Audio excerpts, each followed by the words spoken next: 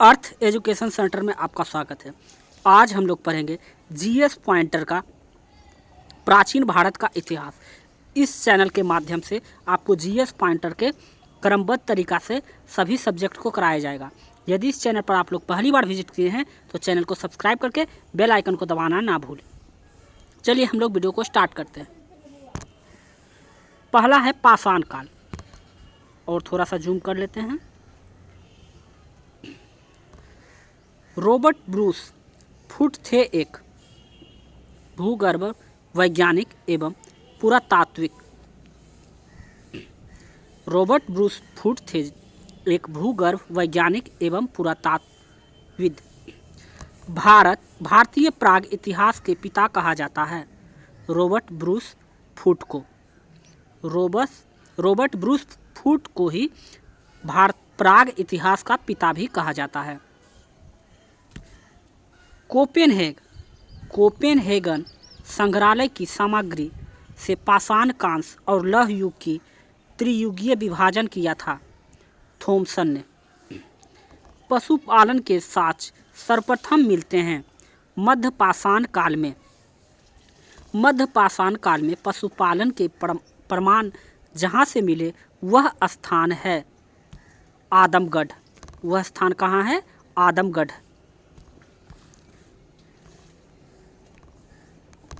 चौपानी मांडो, काकोड़िया, महदहा एवं सराय नहराय स्थलों में से हड्डी के उपकरण प्राप्त हुए हैं।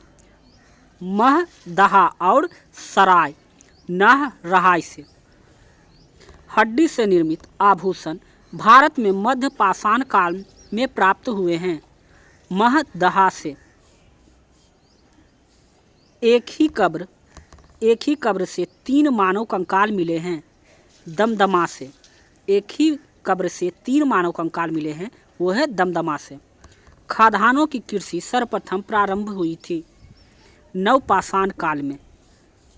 भारत में मानव का सर्वप्रथम साक्ष्य मिलता है नर्मदा घाटी से। भारत में जो है मानव का सर्वप्रथम साक्ष्य जो मिलता है वो नर्मदा घाटी से मिलता है। मानव द्वारा सर्वप्रथम प्रयुक्त अनाज था वो है जौ है। भारतीय उपमहाद्वीप में कृषि के प्राचीनतम साक्ष्य प्राप्त हुए हैं लहुरा देव से। पूरा पाषाण युग, नवपाषाण युग और ताम्रपाषाण युग तथा लौह युग में से चालकोलिथिक युग कहा जाता है। ताम्रपाषाण युग को पूरा पाषाण युग, नवपाषाण युग, ताम्रपाषाण युग तथा लौह युग में से चालकोलिथिक युग कहा जाता है। ताम्रपाषाण युग को आमरी, मेहरगढ़, कोटदीजी तथा कालीबंगा में से वह पूरा स्थल जहाँ से पाषाण संस्कृति से लेकर हड़प्पा सभ्यता तक के संस्कृति अवशेष प्राप्त हुए हैं। मेहरगढ़ से भारत में पशुपालन एवं कृषि के प्राचीनतम साक्ष्य प्राप्त हुए हैं लहुरा देव। तत्पश्चात मेहरगढ़ से नवदाटोली का उत्खनन करवाया था एच.डी. सांकलिया ने। नवदाटोली अवस्थित है मध्य प्रदेश में। बृहत पाषाण स्मारकों की पहचान की गई थी मृतकों को दफनाने के स्थान के रूप में। राख का टीला बुदिहाल, संगन कल्लू, कोल्डिहवा तथा ब्रह्मगिरी में से जिस नवपाषाणिक स्थल से संबंधित है वह है संगन कल्लू। भीमबेटका प्रसिद्ध है गुफाओं के शैल चित्र के लिए। ये एनटीपीसी में भी पूछा गया था सवाल। भारत में सर्वाधिक शैल चित्र प्राप्त हुए हैं भीमबेटका से। अजंता की भीमबेटका, बाघ तथा अमरावती में से वह स्थल है जो प्राग ऐतिहासिक चित्रकला के लिए प्रसिद्ध है। भीमबेटका की गुफाएं स्थित है अब्दुल्लागंज, रायसेन, मध्य प्रदेश में। गैरिक, मृद भांड पात्र, ओसीपी का नामकरण हुआ था हस्तिनापुर से। ताम्रपाषाण काल में महाराष्ट्र के लोग मृतकों के घर के फर्श के नीचे दफनाते थे, उत्तर से दक्षिण की ओर। ब्रह्मगिरी, ब्रुजहोम, चिरहांद तथा मास्की में से वह स्थल जहां से मानव कंकाल के साथ कुत्ते का कंकाल भी सावधान से प्राप्त हुआ है। ब्रुजहोम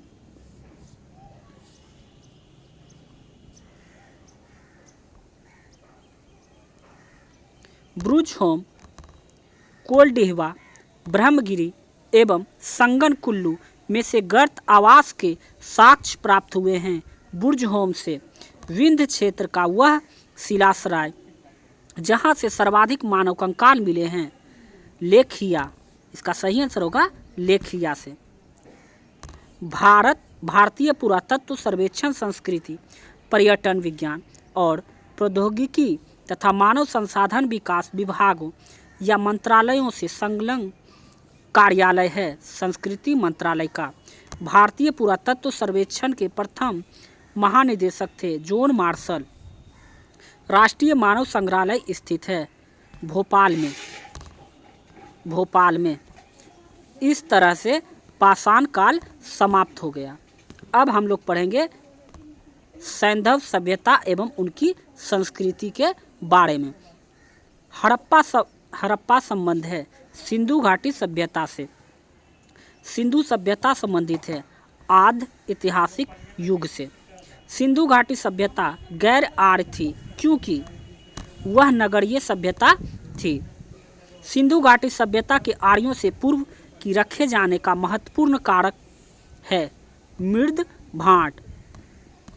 सिंधु घाटी संस्कृति वैदिक सभ्यता से भिन्न थी क्योंकि इसके पास विकसित शहरी जीवन की सुविधा थी। इसके पास चित्रलेखीय लिपि थी। इसके पास लोहे और रक्षा शस्त्रों के ज्ञान का अभाव था। हड़प्पा संस्कृति की जानकारी का प्रमुख स्रोत है पुरातात्विक खुदाई।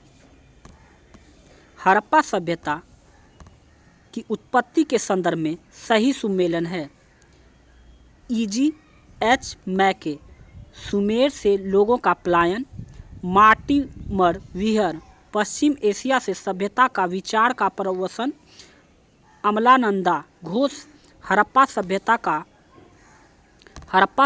का उद्भव पूर्व हड़प्पा सभ्यता की परिपक्व एवं परिणाम स्वरूप हुआ था। भारत में चांदी की उपलब्धता का प्राचीनतम साक्ष्य मिलते हैं हड़प्पा संस्कृति में। हड़प्पा में मिट्टी के बर्तनों पर सामान्यतः उपयोग हुआ था लाल रंग का। यदि आपको यह वीडियो अच्छा और हेल्पफुल लग रहा है तो प्लीज़ चैनल को सब्सक्राइब करके लाइक और कमेंट करना ना भूलें और जितना हो सके अपने दोस्तों के साथ शेयर कर दीजिए। मूर्ति पूजा का आरंभ माना जाता है पूर्व आर्य सभ्यता से। प्री आर्यन सिविलाइजेशन, पूर्व आर्य सभ्यता से मूर्ति पूजा का आरंभ हुआ था। गाय, हाथी, गैंडा तथा बाघ पशुओं में से जिसका हड़प्पा संस्कृति में पाई गई टेराकोटा कलाकृति में निरूपित नहीं हुआ था। क्या पूछा है? नहीं हुआ था। तो इसमें से गाय का हड़प्पा सभ्यता में टेराकोटा कलाकृति से संबंध नहीं था। अब है सुमेलित कीजिए। प्राचीन स्थल और पुरातात्विक खोज। लोथल है गोदीबाड़ा जो कि गुजरात में पड़ता है। कालीबंगा जुता हुआ खेत जो कि कालीबंगा आपको पता ही है राजस्थान में पड़ता है। अब नेक्स्ट पेज। धौलावीरा हड़प्पन लिपि के बड़े आकार के 10 चिन्हों वाला एक शिलालेख। बनावली पक्की मिट्टी की बनी हुई हल की प्रतिकृति सुमेलित है। इसमें सारा सुमेलित करके दिया हुआ है। हड़प्पा रावी नदी के पास, हस्तिनापुर गंगा नदी के पास, नागार्जुनकोंडा कृष्णा नदी के पास, पैठन गोदावरी और कालीबंगा घाघर नदी के पास, लोथल भोगवा नदी के पास और रोपर सतलज नदी के पास सुमेलित है। आलिमगीरपुर उत्तर प्रदेश में है, लोथल गुजरात में है, कालीबंगा राजस्थान में है और रोपर पंजाब में है, बनावली हरियाणा राज्य में है, दयामाबाद महाराष्ट्र में है, राखीगढ़ी हरियाणा में है, मांडा जम्मू कश्मीर में है, राखीगढ़ी हरियाणा में है, सही सुमेलित है। हड़प्पा सभ्यता दयाराम साहनी ने 1923 और 24 तथा 1924 से 25 में इस हस्तिनापुर की खोज बीबी लाल ने 1950 से 52 के बीच में हुई थी। तक्षशिला जॉन मार्शल 1913 से 34 ईस्वी के बीच। कौसम्बी एनजी मजूमदार 1936-37 में। Lothal SR Rao, Surkotada JP Joshi, Dholavira JP Joshi. Harappa संस्कृति के सिंध में अवस्थित स्थल है मोहनजोदड़ो, चूहनजोदड़ो, जुड़ेरजोदड़ो, आमरी, कोटदीजी एवं अलीमुराद। चूहनजोदड़ो के उत्खनन का निर्देश किया था JH मैके ने। कालीबंगा, हड़प्पा, लोथल एवं आलिमगीरपुर में से सिंधु घाटी सभ्यता का वह स्थान जो अब पाकिस्तान में है। हड़प्पा जो कि अब पाकिस्तान में है। लोथल गुजरात में ही है, कालीबंगा राजस्थान में ही है, लेकिन हड़प्पा अब पाकिस्तान में हो गया है। रंगपुर जहां हड़प्पा की समकालीन सभ्यता थी वह है सौराष्ट्र गुजरात में। दघेरी एक परवर्ती हड़प्पीय पुरास्थल है पंजाब में। हड़प्पा मोहनजोदड़ो एवं लोथल में से सिंधु सभ्यता का वह स्थान जो भारत में स्थित है लोथल गुजरात में। वह हड़प्पीय नगर जिसका प्रतिनिधित्व लोथल का पुरातत्व स्थल करता है स्थित है भोगवा नदी पर। सिंधु घाटी सभ्यता का पतन नगर था लोथल। कालीबंगा, रोपर, पाटलिपुत्र तथा लोथल में से वह जो सिंधु घाटी की सभ्यता से संबंधित स्थल नहीं है तो पाटलिपुत्र।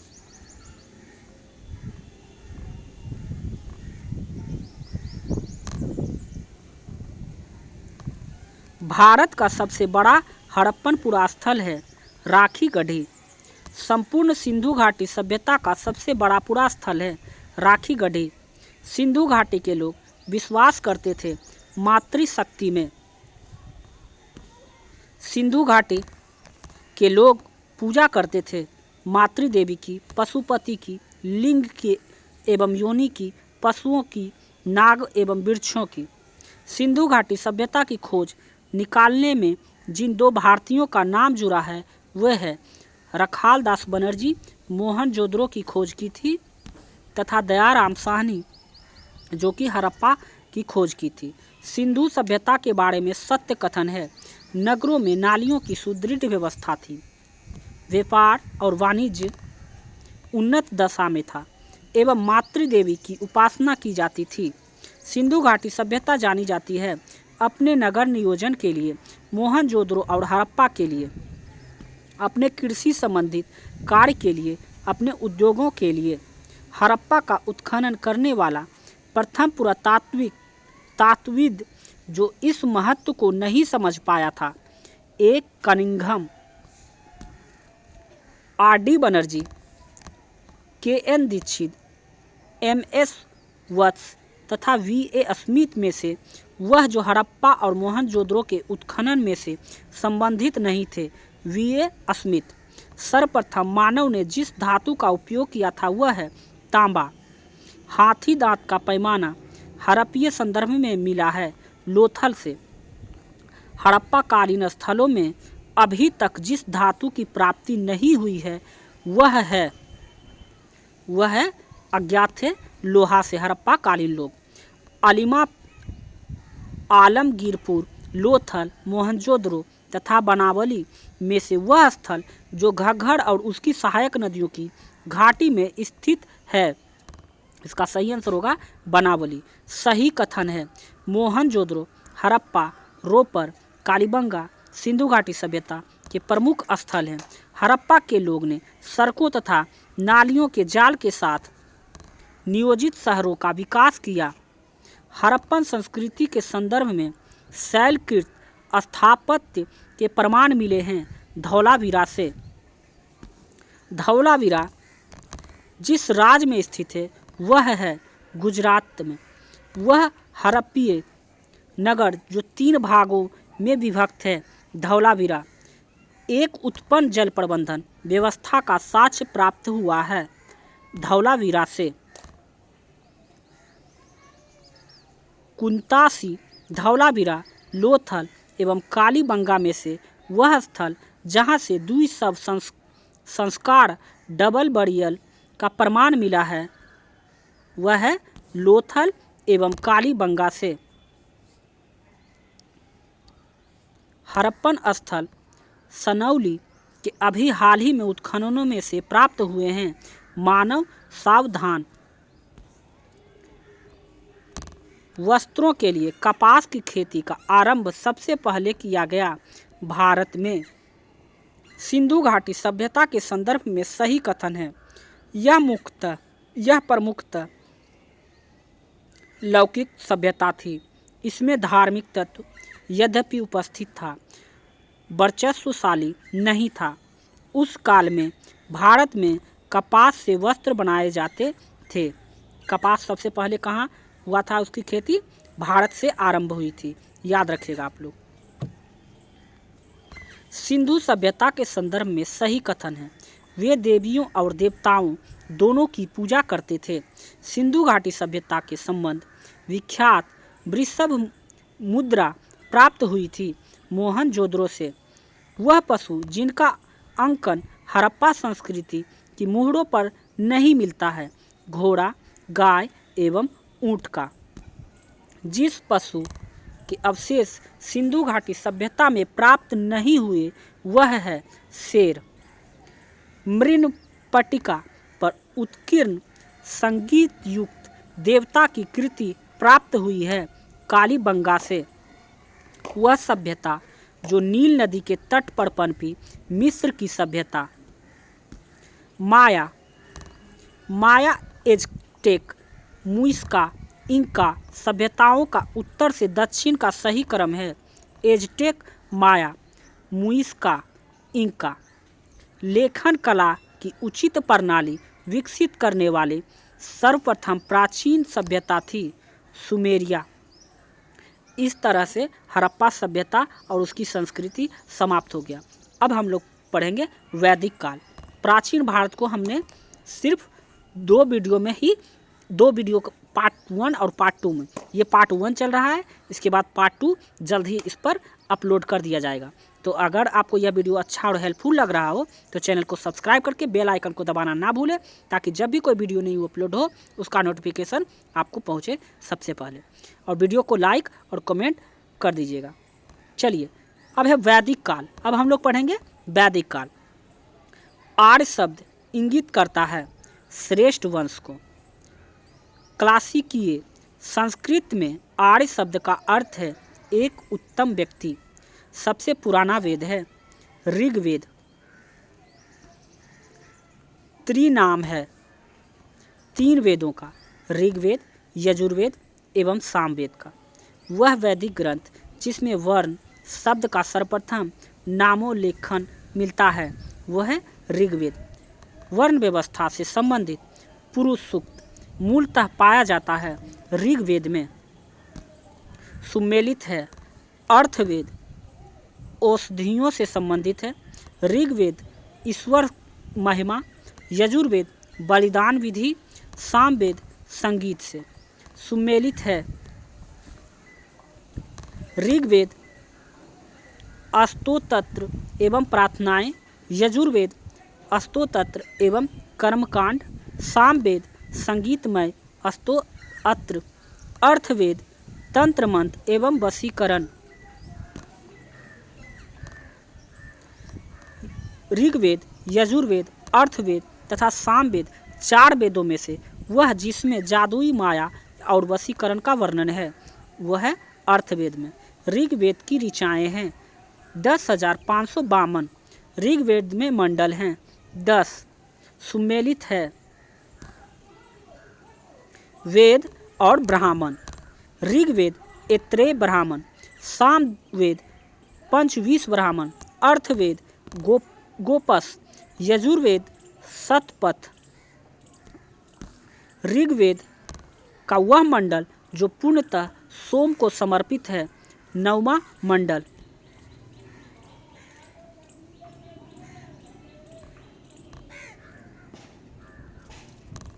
यज्ञ संबंधित विधि विधानों का पता चलता है यजुर्वेद से। यजुर्वेद सामवेद अर्थवेद में से जिसका संकलन ऋग्वेद पर आधारित है। सामवेद तक्षशिला, अंतर्जीखरो, जेखरा, कौसंबी एवं हस्तिनापुर में से वह स्थल जिसकी खुदाई से लौह धातु प्रचलन के प्राचीनतम प्रमाण मिले हैं। अतरंजीखेरा से। उपनिषदों का मुख्य विषय है दर्शन। ऋग्वेद, पर्वतीय संहिताएं, ब्राह्मण तथा उपनिषद में से वह वैदिक साहित्य जिसमें मोक्ष की चर्चा मिलती है। उपनिषद में मोक्ष शब्द का सबसे पहले उल्लेख हुआ है श्वेताश्वर उपनिषद में। अध्यात्मक ज्ञान के विषय में नचिकेता और यम का संवाद जिस उपनिषद में प्राप्त होता है वह है कठोपनिषद। उपनिषद काल में राजा अश्वपति शासक थे। कैकेयी के वैदिक साहित्य का सही क्रम है वैदिक संहिताएं, ब्राह्मण, आरण्यक, उपनिषद। आरंभिक वैदिक साहित्य में सर्वाधिक वर्णित नदी है सिंधु नदी। वैदिक नदी अस्किनी की पहचान की जाती है चेनाब नदी से।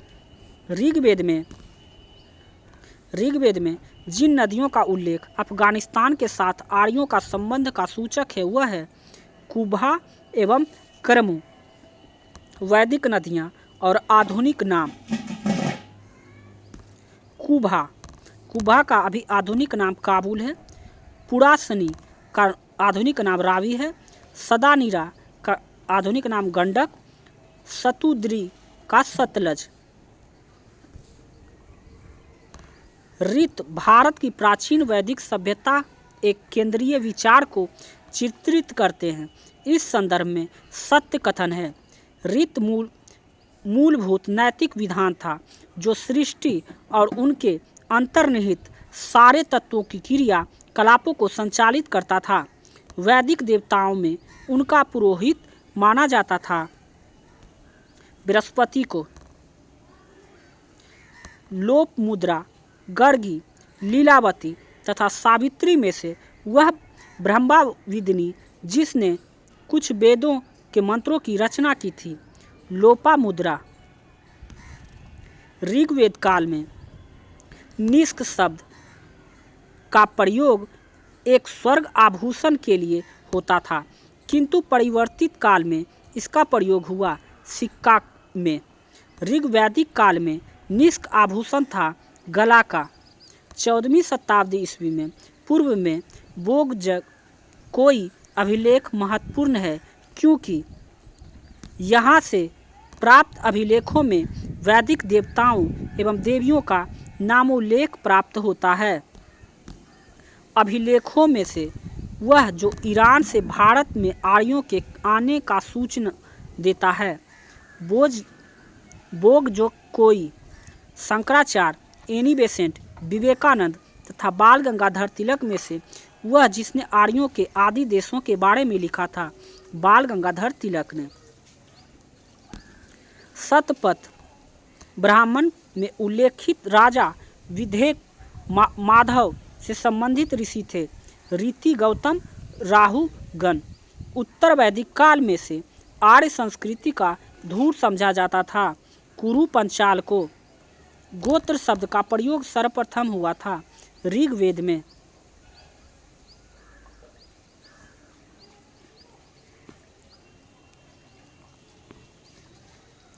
गोत्र की प्रथा की स्थापना हुई थी। उत्तर वैदिक काल में पूर्व वैदिक आर्यों का धर्म प्रमुखता था प्रकृति पूजा और यज्ञ। ऋग्वेद काल में जनता मुख्यतः विश्वास करती थी बलि एवं कर्मकांड में। ऋग्वेद में उल्लेखित प्रसिद्ध 10 राजाओं का युद्ध लड़ा गया था। पुरासनी नदी के किनारे सिंधु, सरस्वती, वितिस्ता तथा यमुना में से वह नदी जिसे ऋग्वेद में माते तमा, देवी तमा एवं नदी तमा के रूप में संबोधित किया गया है। तो इसका सही आंसर होगा सरस्वती। ऋग्वैदिक आर्यों के 5 जन थे यदु, द्रुहु, पुरु, अनु एवं तुर्वसु। प्राचीन काल में आर्यों की जीविकापार्जन का मुख्य साधन था शिकार। ऋग्वेद में उल्लेखित यव शब्द जिस कृषि उत्पादन हेतु प्रयुक्त किया गया वह है जव। वैदिक युग में प्राचीनतम लोकप्रिय शासन प्रणाली थी वंश परंपरागत राजतंत्र। सभा और समिति की को प्रजापति की 2 पुत्रियां कहा गया है। अर्थवेद में आयुर्वेद अर्थात जीवन का विज्ञान का उल्लेख सर्वप्रथम मिलता है। अर्थवेद में ऋग्वैदिक धर्म था एकैकवादी बहुदेववादी। सर्वाधिक ऋग्वैदिक सूक्त समर्पित है इंद्र को।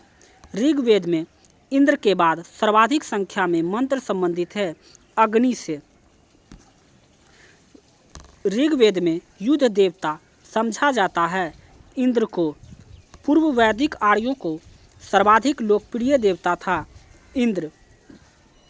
800 से 600 ईसा पूर्व का काल जुड़ा है ब्राह्मण युग से। गायत्री मंत्र का नाम से प्रसिद्ध मंत्र सर्वप्रथम मिलता है ऋग्वेद में। गायत्री मंत्र की रचना की थी विश्वामित्र ने। सर्ग, प्रतिसर्ग, वंश, मवंतर और वंशा अनुचरित संकेतक है पुराणों की संख्या है 18। श्रीमद्भागवत गीता मौलिक रूप में लिखी गई थी संस्कृत में। महाभारत मूलतः जानी जाती है जय संहिता के रूप में।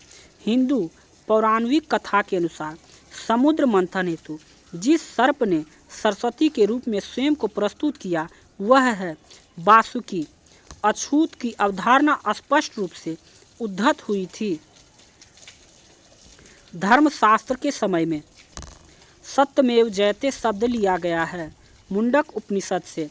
सत्यम काल जावाल की कथा जो अनब्याही माँ होने की लांछन को चुनौती देती है उल्लेखित है छांदोग्य उपनिषद में। ऋग्वेद की मूल लिपि थी ब्राह्मणी। वैदिक कर्म कांड में होता है का संबंध है ऋग्वेद से। अवेस्ता और ऋग्वेद में समानता है। अवेस्ता संबंधित है ईरान से। वैदिक काल में अघन्य माना गया है गाय को। ऋग्वैदिक काल के प्रारंभ में महत्वपूर्ण मूल्यवान संपत्ति समझा जाता था गाय को।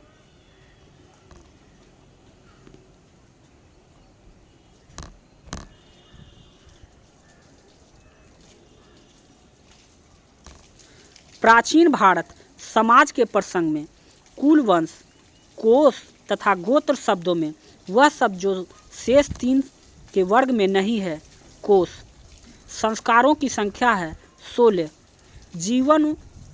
जीविकापार्जन हेतु वेद वेदांग पढ़ाने वाले अध्यापक कहलाता था। उसको उपाध्याय कहा जाता था। इस तरह से हमारा वैदिक काल भी समाप्त हो गया। यदि आपको अब चलेगा बौद्ध धर्म। यदि आपको यह वीडियो अच्छा और हेल्पफुल लग रहा हो तो चैनल को सब्सक्राइब करके बेल आइकन को दबाना ना भूलें। अब हम लोग शुरू करेंगे बौद्ध धर्म। गौतम बुद्ध का जन्म हुआ था 1563 ईसा पूर्व में बौद्ध के जीवन की वह घटना जिसे महाभिनिष्क्रमण के रूप में जाना जाता है, उनका गृह त्याग। गौतम बुद्ध की मां संबंधित थी कोलीय वंश से। बुद्ध का जन्म हुआ था लुम्बिनी में। गौतम बुद्ध के बचपन का नाम था सिद्धार्थ। बसाढ़ स्तंभ अभिलेख, निगाली सागर स्तंभ अभिलेख, रामपुरवा स्तंभ अभिलेख तथा रूमिनदेह स्तंभ अभिलेख में से वह एक अभिलेख जो इस परंपरा की पुष्टि करता है कि गौतम बुद्ध का जन्म लुम्बिनी में हुआ था। रूमिनदेही एवं स्तंभ अभिलेख। अशोक, कनिष्क, हर्षवर्धन, धर्मपाल में से वह जिसके एक अभिलेख से सूचना मिलती है कि शाक्य मुनि बुद्ध का जन्म लुम्बिनी में हुआ था। मौर्य शासक अशोक। महात्मा बुद्ध महापरिनिर्वाण हुआ मल्ल गणराज्य की राजधानी कुशीनगर में। महापरिनिर्वाण मंदिर अवस्थित है कुशीनगर में। अवंती, गंधार, कोसल एवं मगध राजाओं में से वह जिसका संबंध बुद्ध के जीवन से था। कोसल एवं मगध। गौतम बुद्ध द्वारा अपने धर्म में दीक्षित किया जाने वाला अंतिम व्यक्ति था सुबुद्ध। बुद्ध ने अपने जीवन की अंतिम वर्षा ऋतु बिताई थी वैशाली में। ये बिहार राज्य में पड़ता है। बौद्ध मत में निर्वाण की अवधारणा की सर्वश्रेष्ठ व्याख्या करता है तृष्णा रूपी अग्नि का शासन। अलार कलाम थे बुद्ध के एक गुरु जो सांख्य दर्शन के आचार्य थे। महात्मा बुद्ध ने अपना पहला उपदेश दिया था सारनाथ में। पहला उपदेश को धर्म चक्र परिवर्तन के रूप में भी जाना जाता है। बुद्ध ने सर्वाधिक उपदेश दिए थे श्रावस्ती में। बुद्ध कौसंबी आए थे उद्यन के राज्यकाल में। बुद्ध की मृत्यु के पश्चात प्रथम बौद्ध संगति की अध्यक्षता की गई। महाकश्यप द्वारा प्रथम बौद्ध संगति की आयोजन हुआ था राजगृह की सप्तपर्णी गुफा में।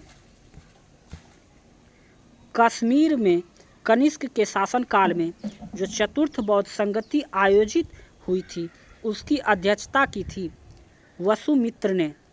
बौद्ध धर्म की महायान शाखा औपचारिक रूप से प्रकट हुई कनिष्क के शासनकाल में।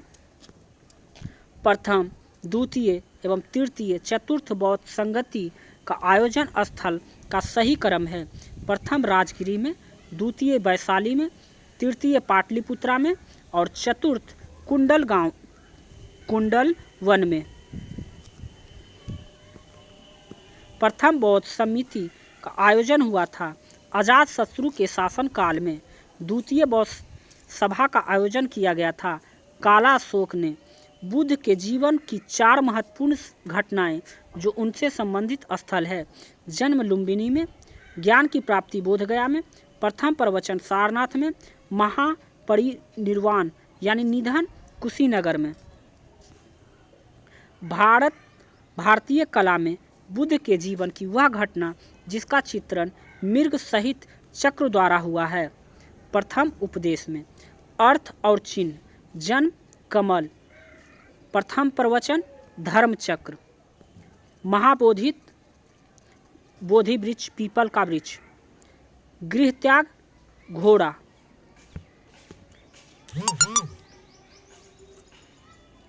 करमापा लामा तिब्बत के युद्ध संप्रदाय के जिस वर्ग का है वह है कंगयूपा।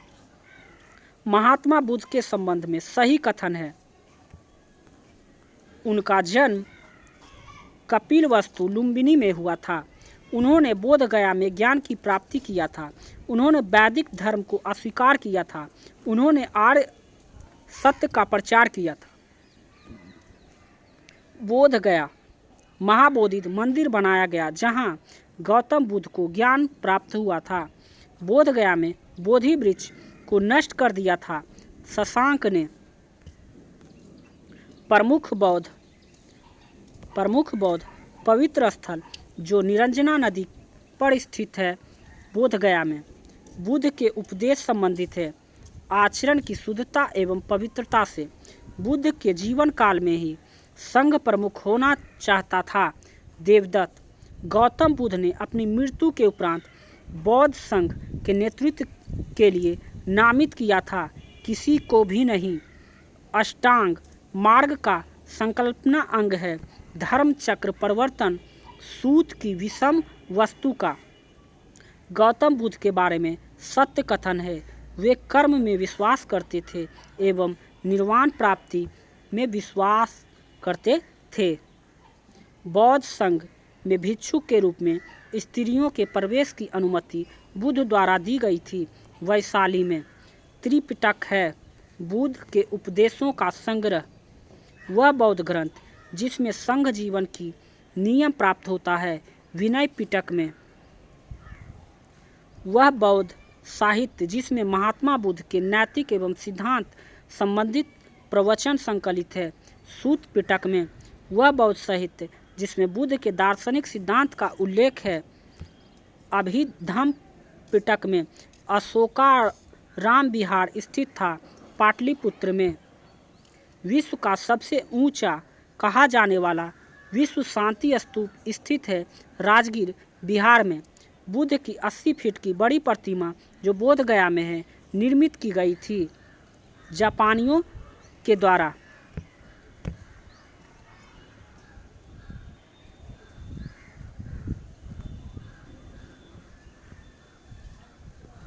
सर्वप्रथम स्तूप शब्द मिलता है ऋग्वेद में। सारनाथ, सांची, बोधगया, कुशीनगर में वह स्तूप स्थल जिसका संबंध भगवान बुद्ध के जीवन की किसी घटना से नहीं रहा है वह है सांची। संसार की अस्थिर एवं क्षणिक का बौद्ध जैन गीता एवं देवांत में से जिससे संबंध है वह है बौद्ध। एशिया की ज्योति पुंज के तौर पर जाना जाता है गौतम बुद्ध को। सर एडविन एनार्ड की पुस्तक the light of the Asia आधारित है ललिता विस्तार पर। गौतम बुद्ध को एक देवता का स्थान जिस राजा के युग में प्राप्त हुआ वह थे कनिष्क। भारत में पहले जिन मानव प्रतिमाओं की पूजा गया था वह थी बुद्ध की। वह देश जिसे धर्म के लोगों ने मूर्ति पूजा की नींव रखी थी वह है बौद्ध धर्म। गंगाधर शैली की मूर्ति कला में बुद्ध के सारनाथ में हुए प्रथम धर्म उपदेश से संबंध प्रवचन मुद्रा का नाम है धर्म चक्र। बुद्ध की खरी प्रतिमा बनाई गई कुषाण काल में। भगवान बुद्ध की प्रतिमा कभी कभी एक हस्त मुद्रा युक्त दिखाई गई है जिसे भूमि स्पर्श मुद्रा कहा जाता है। यह प्रतीक है मार के प्रभोलोकन के बावजूद अपनी सुचिता और शुद्धता का साक्षी होने के लिए बुद्ध की धरती का आह्वान। भूमि स्पर्श मुद्रा की सारनाथ बुद्ध मूर्ति संबंधित है। गुप्त काल से मल गणराज की राजधानी थी पावा और कुशीनगर में महात्मा बुद्ध का महापरिनिर्वाण हुआ था। कुशीनगर में सुमेलित कीजिए सारनाथ अशोक की सिंह स्तंभ शीर्ष नालंदा बौद्ध अधिगम की महान पीठ। महायान बौद्ध धर्म बोधिसत्व अवलोकितेश्वर और जो अन्य नाम से जाने जाते हैं वह है पद्म पाणिनि। हीनयान की अवस्था का विशालतम एवं सर्वाधिक विकसित शैलकृत चैत्यगृह स्थित है कार्ले में। प्रथम शताब्दी ईस्वी में जिस भारतीय बौद्ध भिक्षु को चीन भेजा गया था वे है नागा अर्जुन। शून्यता के सिद्धांत का सर्वप्रथम प्रतिपादन करने वाले बौद्ध दार्शनिक का नाम है नागा अर्जुन। नागा अर्जुन जिस बौद्ध संप्रदाय के थे वह है माध्यमिक विक्रमशिला वाराणसी, गिरनार एवं उज्जैन में से बौद्ध शिक्षा का केंद्र है। विक्रमशिला वल्लभी विश्वविद्यालय स्थित था गुजरात में। नालंदा विश्वविद्यालय की स्थापन का युग है गुप्त काल। नालंदा विश्वविद्यालय के संस्थापक थे कुमारगुप्त। नालंदा विश्वविद्यालय विश्व प्रसिद्ध था बौद्ध धर्म दर्शन के लिए। नालंदा महावीर के पतन का कारण था राजकीय पसरे मिलना बंद होना और अंततः इस्लामी आक्रमण। नव नालंदा महावीर विख्यात है पाली अनुसंधान संस्थान के लिए। बौद्ध धर्म एवं जैव धर्म दोनों को समान रूप से विद्यमान था। वेद प्रमाण के प्रति अनास्था, कर्मकांडों की फलवत्ता का निषेध, प्राणियों की हिंसा का निषेध अर्थात अहिंसा।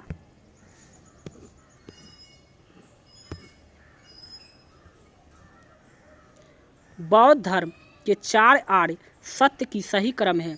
दुख दुख का कारण है, दुख का निरोध दुख निरोध का मार्ग है।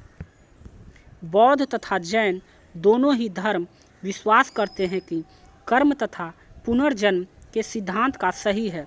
बौद्ध धर्म के विषय का सही कथन है उसने कर्ण, वर्ण एवं जाति अस्वीकार नहीं किया, जिसने ब्राह्मण वर्ग के सर्वोच्च सामाजिक कोटि को चुनौती दी। उसने कुछेक शिल्पों का निम्न माना। बौद्ध धर्म के विस्तार के कारणों का सुमेलित थे धर्म की सादगी, दलितों के लिए विशेष अपील, धर्म की मिशनरी भावना, स्थानीय भाषा का प्रयोग। आरंभिक मध्ययुगीन समय में बौद्ध धर्म का पतन जिन कारणों से शुरू हुआ है वह है उस समय तक बुद्ध विष्णु के अवतार समझे जाने लगे और वैष्णव धर्म का हिस्सा बन गए। कुछ शैलकृत बौद्ध गुफाओं को चैत्य कहते हैं, जबकि अन्य को विहार। दोनों में अंतर है। चैत्य पूजा स्थल होता है जबकि विहार बौद्ध भिक्षुओं का निवास स्थान है। वह बौद्ध शाखा जो सल्तनत काल में सबसे प्रभावशाली थी ब्रजयान। इस तरह से हमारा बौद्ध धर्म भी समाप्त हो गया। तो यदि आपको यह वीडियो अच्छा लगा और हेल्पफुल लगा हो तो चैनल को सब्सक्राइब करके बेल आइकन को दबाना ना भूलें। मिलते हैं हम लोग नेक्स्ट वीडियो में। आज के लिए बस इतना ही। आगे हम लोग पढ़ेंगे जैन धर्म, प्राचीन इतिहास में जैन धर्म आगे की वीडियो में हम लोग पढ़ेंगे। तो चैनल को सब्सक्राइब करके अपने दोस्तों के साथ शेयर कर दीजिए।